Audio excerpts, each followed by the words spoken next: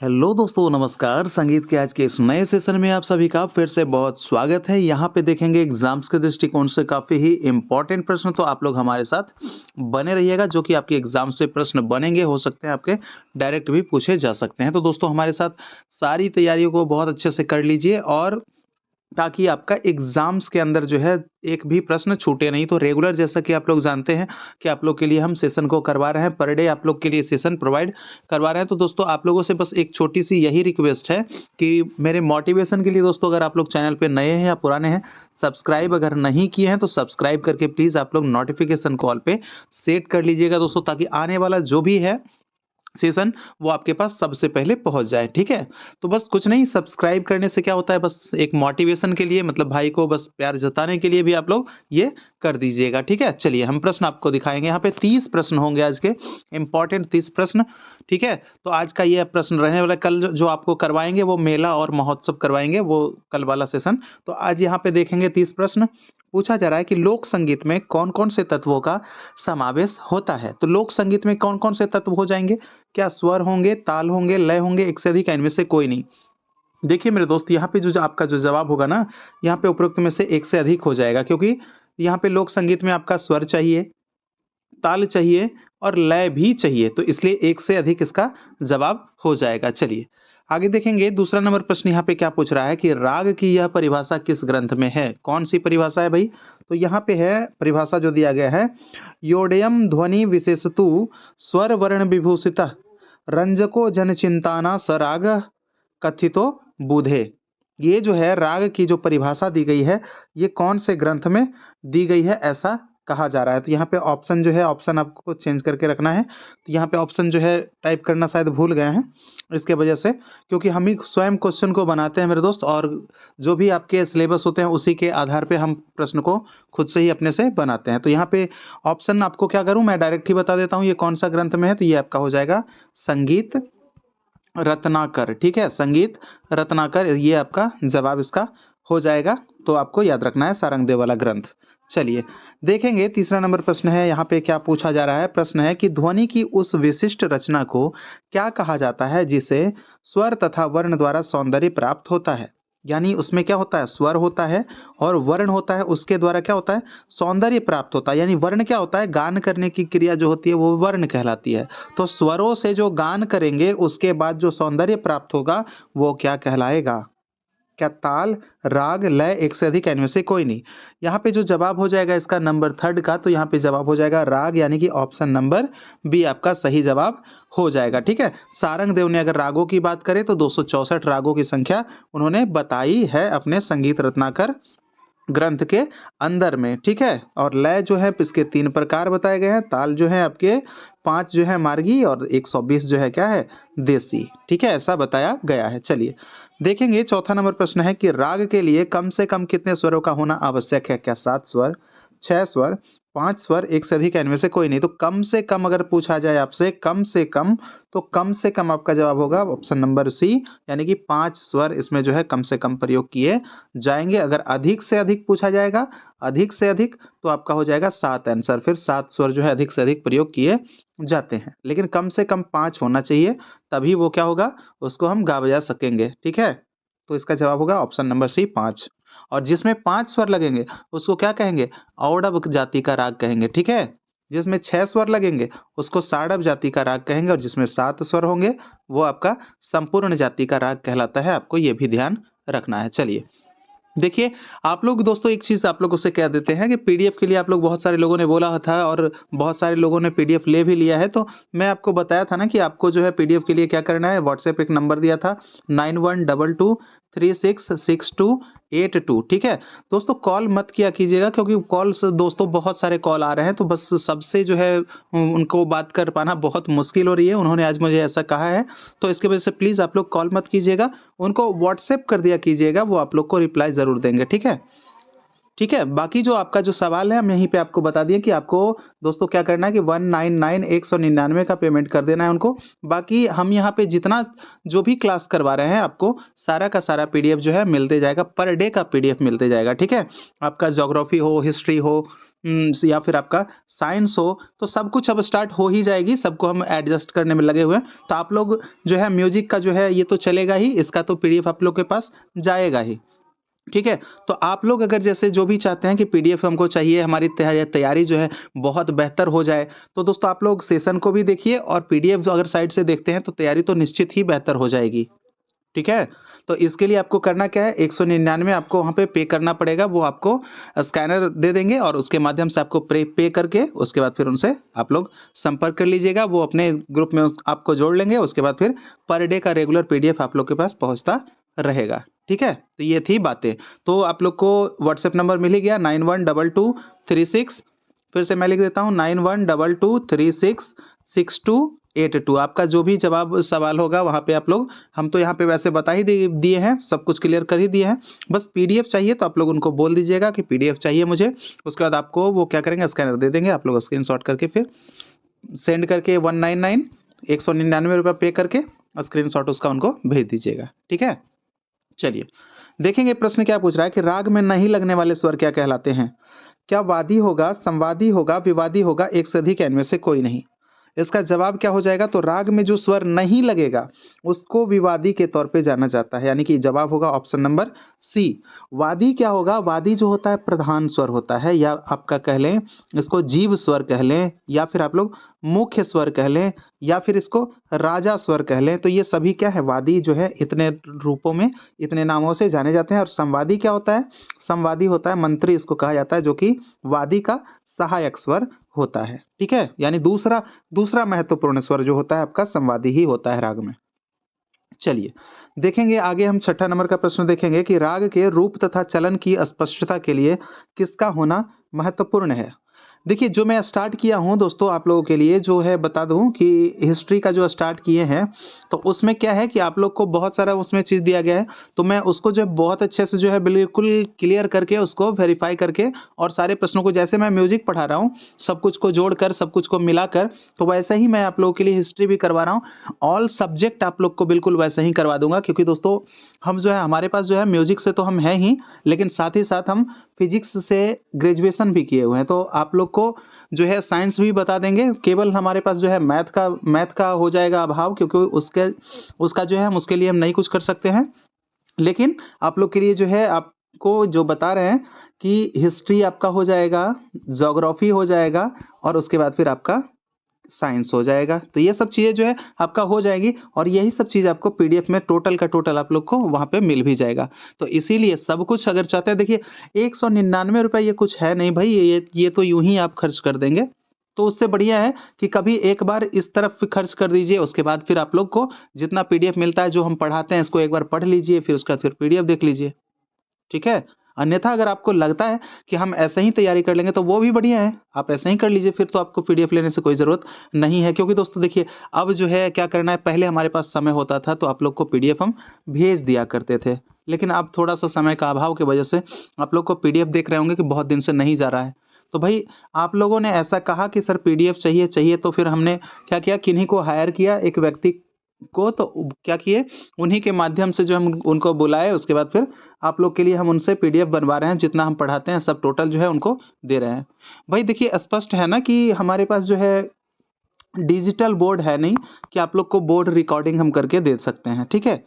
तो दोस्तों आप लोग इस चीज़ को समझिए, थोड़ा सा अगर सहयोग और सपोर्ट कर रहे हैं तो कर दिया कीजिए, ठीक है, बाकी और कुछ नहीं। चलिए देखेंगे ये तो क्या बोल रहा है यहाँ पे कि राग के स्वरूप का चलन की स्पष्टता के लिए किसका होना महत्वपूर्ण है। किसका होना, क्या आरोह अवरोह का, स्वर्ण और वर्ण का, संवादी या वादी का, विवादी का, किसका होना महत्वपूर्ण है। तो मेरे दोस्त यहाँ पे जो छठा नंबर प्रश्न होगा इसका जवाब हो जाएगा आपका इनमें से सभी। सभी में मतलब एक से अधिक होगा, क्यों होगा, क्योंकि आरोह अवरोह और स्वर और वर्ण हो जाएगा, माफ कीजिएगा वादी संवादी नहीं होगा, ठीक है, सभी नहीं होगा।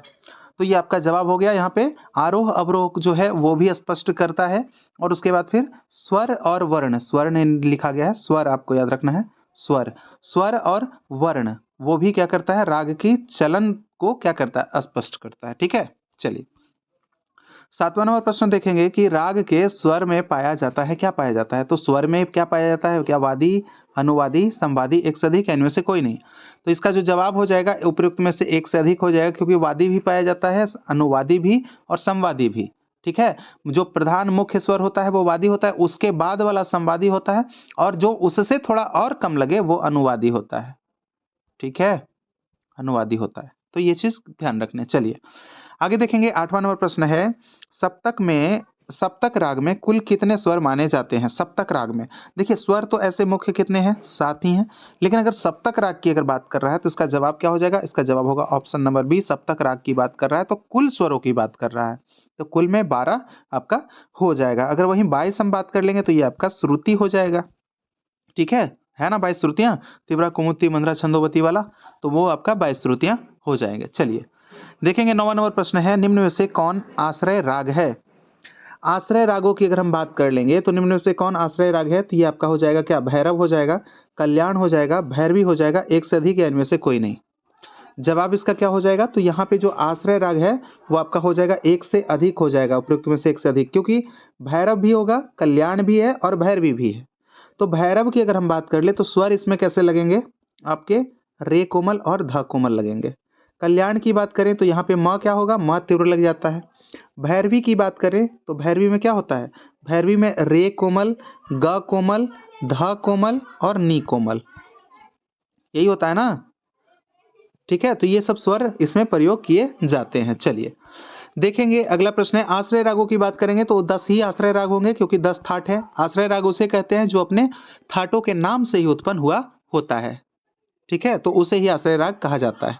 चलिए, तो यहाँ पे प्रश्न है, निम्न में से कौन सा राग के भेद नहीं है? भैया नहीं वाला बताना है। क्या शुद्ध राग, क्या शुद्धा राग, संकीर्ण राग, एक से अधिक, इनमें से कोई नहीं? कौन नहीं है? तो नहीं पूछा है ना, तो इसका जवाब हो जाएगा ऑप्शन नंबर बी, हो जाएगा शुद्धा राग, क्योंकि ये कोई नहीं होता, ये शुद्ध आपका होता है और संकीर्ण भी आपका होता है और एक छाया अलग होता है, लेकिन ये शुद्धा नहीं होता है। शुद्धा क्या है? शुद्धा अगर केवल बोलेंगे राग को हटा के, अगर केवल शुद्धा बोले तो ये आपका गीति का प्रकार है, जिसमें कि आपके है ना 5 गीतियां, उन्हीं में से एक आपका प्रकार है, होता है शुद्धा। ठीक है, चलिए आगे देखेंगे। 11 नंबर प्रश्न है, निम्न में से कौन छायालग राग है? छायालग, तो क्या तिलक होगा, कामोद होगा, छायानट, एक से अधिक, इनमें से कोई नहीं? जवाब इसका हो जाएगा ऑप्शन नंबर डी हो जाएगा, उपयुक्त में से एक से अधिक, क्योंकि आपका तिलक भी है, कामोद भी है, छायानट भी है, ये सभी क्या है? छायालग राग है। चलिए देखेंगे। अब 12 नंबर प्रश्न है, राजस्थान के लोक संगीत में अनेक रागों यहाँ पे होगा, अनेक रागों की छाया देखने को मिलती है। अनेक रागों की छाया देखने को मिलती है। ठीक है, यानी राजस्थान के लोक संगीत में अनेक रागों की छाया देखने को मिलती है, उनमें प्रमुख है कौन सा? तो यहाँ पे जो प्रमुख जो रागों की छाया मिलेगी, यहाँ पे आपका देश, सोरठ, मांड, पीलू, खमाज, मारू, परज, कलिंगड़ा, काफी, जोगिया, आसावरी, बिलावल, सब हो जाएगा। इसलिए आपका आंसर बनेगा उपयुक्त में से एक से अधिक। आपको टोटल सार सब कुछ याद रख लेना है कि ये सभी रागों का छाया देखने को मिलेगा राजस्थानी लोक संगीत में। ठीक है, चलिए देखेंगे। अगला प्रश्न है 13 नंबर का, अल्लाह जिलाई बाई कौन सी गायन शैली को शास्त्रीयता से गाकर उन्हें विश्व प्रसिद्धि दिलाई है? तो अलाई जिलाई बाई हम बात कर लेंगे, ये आपके कहाँ से हैं? राजस्थान से हैं। ठीक है, राजस्थान की मानी जाती हैं। और ये कौन सी जो है प्रसिद्धि दिलाई है किनको? तो इसका जवाब हो जाएगा आपका मांड गायन शैली को इन्होंने प्रसिद्धि दिलाई है, अलाई जिलाई बाई। ठीक है, चलिए ठुमरी से बात करेंगे तो ठुमरी से आप लोग जानते हैं गिरजा देवी, सविता देवी, ये सब हैं। ध्रुपद की अगर बात कर लेंगे तो आपके बिहार के जो रामचतुर मल्लिक हैं, ओमकारनाथ ठाकुर हैं, तानसेन हो गए, तो ये सब हैं ध्रुपद से। चलिए देखेंगे। 14 नंबर प्रश्न है कि बधावा गीत की रचना कौन से राग में की गई है? बधावा गीत, तो बधावा क्या खमाज में होगा, तिलक में होगा, पीलू में होगा, एक से अधिक, इनमें से कोई नहीं? तो प्रश्न नंबर हमारा है 14, उसका जवाब क्या होगा? तो इसका जवाब हो जाएगा ये आपके ऑप्शन नंबर बी, तिलक में हो जाएगा। ठीक है, बधावा गीत। और ये बधावा गीत संबंध कहाँ से रखता है? राजस्थान से संबंध रखता है, ये राजस्थान का गीत है बधावा गीत। ठीक है, चलिए देखेंगे। 15 नंबर प्रश्न है कि प्रमुख रूप से मांड शैली के कितने प्रकार प्रसिद्ध हैं? मांड शैली के कितने प्रकार प्रसिद्ध हैं? क्या 3 प्रकार, 2 प्रकार, 4 प्रकार, एक से अधिक, या इनमें से कोई नहीं? तो यहाँ पे जवाब होगा ऑप्शन नंबर सी, आपके 4 प्रकार जो है ये आपके मांड शैली के जो है प्रकार प्रचलित माने जाते हैं। ठीक है, चलिए देखेंगे 16 नंबर प्रश्न है कि घूमर, डांडिया और गैर कच्ची घोड़ी नृत्य गीत विशेष का निबद्ध होते हैं, किस में निबद्ध होते हैं? क्या रागों व तालों में, बोलों व गीतों में, थाटों और यति से, एक से अधिक, इनमें से कोई नहीं? इसका जो जवाब हो जाएगा आपका क्या हो जाएगा? 16 नंबर जो प्रश्न है इसका जवाब हो जाएगा आपका राग और तालों में। ठीक है, राग और तालों में हो जाएगा, तो इसलिए हमारा आंसर हो जाएगा ऑप्शन नंबर ए। ठीक है, चलिए देखेंगे 17 नंबर प्रश्न यहाँ पे है कि लोक संगीत में विशेषकर इनमें से कौन सा राग का प्रयोग होता है? लोक संगीत के लिए, तो लोक संगीत के लिए जो राग होगा, क्या यमन होगा, भैरव होगा, सोरठ होगा, एक से अधिक, इनमें से कोई नहीं? तो यहाँ जो जवाब हो जाएगा आपका ऑप्शन नंबर सी हो जाएगा, सोरठ। ठीक है, ये सोरठ जो है लोक संगीत में विशेषकर इनका प्रयोग किया जाता है। चलिए 18 नंबर प्रश्न देखें, भवाई व कालबेलिया नृत्य में किन किन का विनियोग होता है? यानी भवाई और कालबेलिया ये दोनों जो है क्या है? नृत्य है, और इनमें किन किन का विनियोग होता है? क्या शारीरिक संतुलन का, लय का, ताल का, एक से अधिक, या इनमें से कोई नहीं? तो यहाँ जो जवाब आपका हो जाएगा, यहाँ भी हो जाएगा उपयुक्त में से एक से अधिक हो जाएगा, क्योंकि आपका शारीरिक संतुलन भी चाहिए, लय भी चाहिए और ताल भी चाहिए। ठीक है, चलिए आगे देखेंगे 19 नंबर का प्रश्न यहाँ पे है कि बिलावल राग में सभी खाली स्थान का प्रयोग किया जाता है, तो खाली स्थान में क्या भरना है? क्या विकृत स्वर होगा, तीव्र स्वर होगा, शुद्ध स्वर होगा, एक से अधिक, इनमें से कोई नहीं? इसका जवाब क्या हो जाएगा? तो बिलावल राग की अगर बात करेंगे तो यहाँ पे जो हो जाएगा ऑप्शन नंबर सी इसका सही जवाब हो जाएगा, क्योंकि इसमें जो जो भी स्वर लगते हैं सारे स्वर शुद्ध प्रयोग किए जाते हैं। वहीं विकृत स्वरों की बात कीजिएगा तो ये 5 स्वर विकृत हो जाते हैं, और तीव्र स्वर कितने पूछे जाते हैं? तो ये पूछे जाते हैं, तो बताना है आपको तीव्र एक होता है, केवल मध्यम। और विकृत के अंदर अगर बात करेंगे तो विकृत 2 प्रकार के हो जाते हैं, एक तो आपका हो जाता है कोमल, ठीक है, और दूसरा हो जाता है आपका तीव्र। तो कोमल के अंदर जाएंगे रे ग ध नि यानी कि 4 स्वर, और तीव्र के अंदर आएंगे एक स्वर मध्यम यानी कि 1, यानी कि कुल मिलाकर आपका 5 हो जाएगा। ठीक है, चलिए देखेंगे 20 नंबर का प्रश्न है, इनमें से किस राग में तीव्र मध्यम का प्रयोग किया जाता है? तीव्र मध्यम का प्रयोग किया जाता है क्या कल्याण में, भैरवी में, भैरव में, उपयुक्त में से एक से अधिक, या उपयुक्त में से कोई नहीं? तो यहाँ जो जवाब हो जाएगा ये जो तीव्र मध्यम वाला होगा तो ये आपका हो जाएगा ऑप्शन नंबर ए, कल्याण, क्योंकि भैरवी में आपका क्या होता है? भैरवी में रे ग ध और नी ये सभी क्या लगते हैं? ये कोमल लगते हैं। ठीक है, भैरव में रे ध कोमल लगते हैं, रे और ध। ठीक है, अगर असावरी पूछेगा तो उसमें रे नहीं लगता है, असावरी में केवल गधनी लगता है। तो इस तरह से याद रखना। आगे देखेंगे 21 नंबर का प्रश्न है, राग पीलू की रचना किन किन रागों के मिश्रण से हुई है? क्या भैरवी, खमाज और भीमपलासी के, क्या भैरवी, भीमपलासी और गौरी के, या फिर भैरव, ललित या और कल्याण के, एक से अधिक, इनमें से कोई नहीं? तो यहाँ जो जवाब हो जाएगा आपका ऑप्शन नंबर बी हो जाएगा, यानी भैरवी, भीमपलासी और गौरी ये तीनों का मिश्रण कौन कौन है? आपका पीलू। इसीलिए ये कैसा राग है? ये आपका संकीर्ण राग है। ठीक है, पीलू कैसा राग हो जाता है? संकीर्ण राग हो जाता है, क्योंकि मैंने बता रखा है आपको कि जब 2 रागों के एक में जब एक ये है और इसमें जब दूसरे राग की छाया लग गई तो यहाँ तक तो आपका छाया लग कहला जाएगा, लेकिन इसमें और एक 2 से अधिक जब मिल जाता है तो क्या होता है? ये फिर संकीर्ण की श्रेणी में जाता है। जैसा कि आप लोग देखिए, भैरवी है, भीमपलासी है, गौरी है, ये तीनों मिलकर राग पीलू का निर्माण किया है, तो कौन सा हो गया? संकीर्ण हो जाएगा। ठीक है, चलिए देखेंगे 22 नंबर का प्रश्न है कि उच्च स्वरों के लोकगीतों में अधिकांश किस राग की स्वरावलियों का प्रयोग किया जाता है? यानी कि जो भी आपके क्या है उच्च स्वर के लोकगीत है उसमें अधिकांश किस राग के स्वरावली का प्रयोग करते हैं? बताना है, भैरवी और खमाज का, बिलावल और पूर्वी का, या परज या परन का, एक से अधिक, इनमें से कोई नहीं?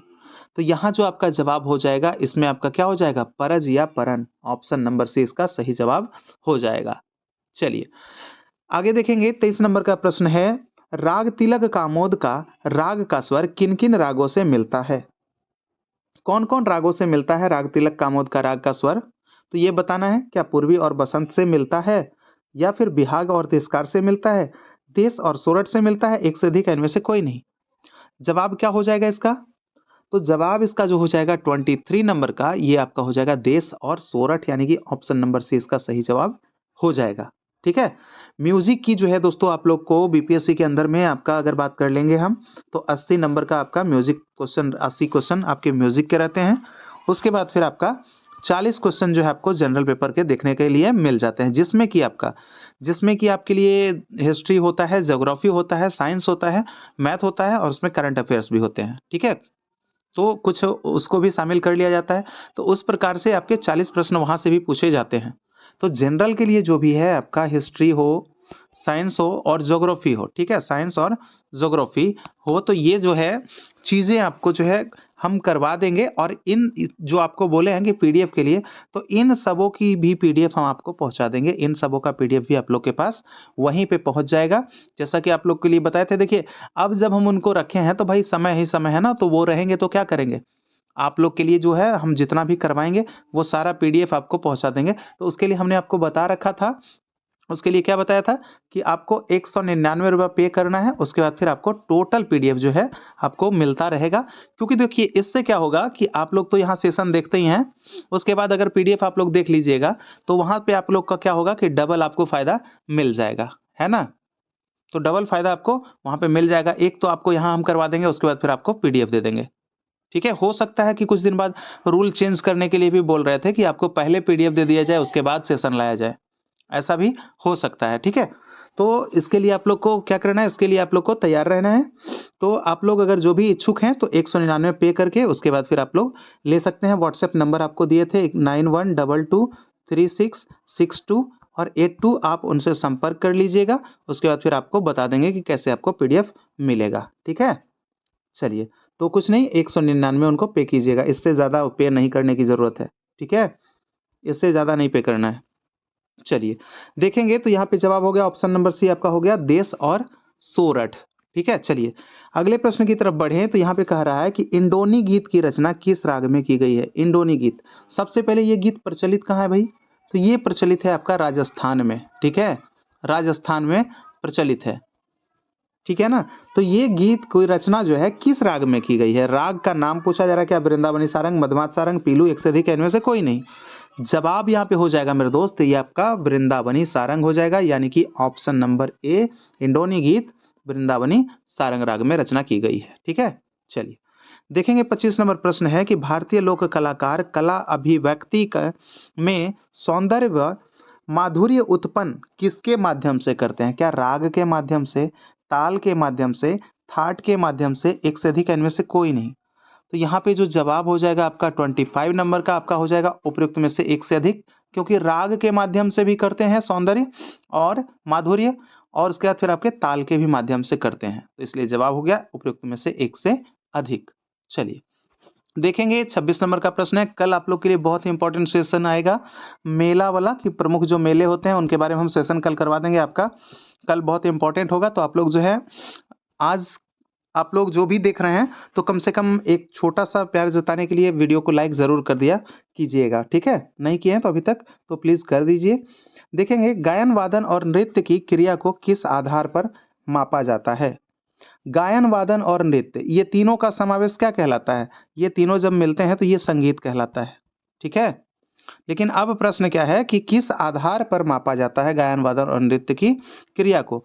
तो यहाँ पे जवाब क्या हो जाएगा, ऑप्शन नंबर बी, इसका जवाब हो जाएगा आपका ताल, यानी ताल के ही आधार पे क्या होता है, मापा जाता है। चलिए देखेंगे 27 नंबर प्रश्न है कि गाने बजाने व नाचने की शोभा है, क्या शोभा है। क्या आंगिक मुद्राओं से शोभा है, या ताल से शोभा है, या स्वरावलियों से शोभा है, उपयुक्त में से एक से अधिक, या इनमें से कोई नहीं। जवाब यहाँ पे हो जाएगा आपका ऑप्शन नंबर बी हो जाएगा, यानी कि गाने बजाने व नाचने की जो शोभा जो भी है वो ताल से ही है। अगर ताल ना बजे तो भाई कोई शोभा नहीं रहता है कोई गाने में। ठीक है, चलिए देखेंगे 28 नंबर प्रश्न है कि चाचर ताल उत्तर भारतीय संगीत पद्धति में कौन सी ताल का प्रतिरूप है। देखिए कुछ नहीं है, लेकिन क्वेश्चन क्या है, मॉडरेट है। तो मॉडरेट की तरफ भी हमने ध्यान दिया है, मॉडरेट को भी करवा रहे हैं आप लोग के लिए। तो आप लोग को इसके लिए जो है धैर्य रखना है। ठीक है, क्योंकि बहुत अच्छा सा आपका एग्जाम होगा और बहुत ज़्यादा प्रश्न जो है आपके जिस प्रकार से एग्जाम में पूछे जाते हैं उसी प्रकार से हम करवा भी रहे हैं। तो यहाँ पे देखना है, यहाँ पे जवाब क्या हो जाएगा इसका, ऑप्शन नंबर सी हो जाएगा दीपचंदी ताल। ठीक है, मात्राओं की बात करेंगे तो दीपचंदी में कितने मात्रा होते हैं, दीपचंदी ताल में 14 मात्रा होते हैं और यह क्या है, 14 मात्रा का ताल है दीपचंदी। ठीक है, इसको चांचर ताल के भी रूप में जाना जाता है, चांचर ताल के भी नाम से इसको जानते हैं। चलिए देखें अब अगले प्रश्न को। तो प्रश्न है हमारा 29 नंबर का, तल धातु से किस शब्द की उत्पत्ति हुई है, क्या ठेका की, ताल की, तराना की, एक से अधिक या इनमें से कोई नहीं। तो तल धातु से जो उत्पन्न हुई है वो क्या माना जाता है, यहाँ पे इसका जवाब हो जाएगा ऑप्शन नंबर बी, ताल हो जाएगा। तल धातु से ताल की उत्पत्ति हुई है। ठीक है, चलिए देखेंगे यहाँ पे प्रश्न हमारा क्या है। कल का तो सेशन आप लोग के लिए बता ही दे रहे हैं कि कल जो है मेला, जो प्रसिद्ध मेले हैं उनका सेशन कल आप लोग के बीच में करवा देंगे, ताकि मेले से भी जो क्वेश्चन बने वो आपसे छूटे नहीं। तो प्रश्न यहाँ पे क्या कह रहा है कि सूरज कुंड क्राफ्ट मेला कहाँ लगता है। वैसे आप लोग को आज का सेशन कैसा लगा है, आप लोग कमेंट कीजिएगा। ठीक है, तो सूरज कुंड क्राफ्ट मेला कहाँ लगता है, इसका जवाब क्या हो जाएगा, फरीदाबाद, पंजाब, इलाहाबाद, एक से अधिक या इनमें से कोई नहीं। तो इसका जो सही जवाब हो जाएगा ऑप्शन नंबर ए, फरीदाबाद।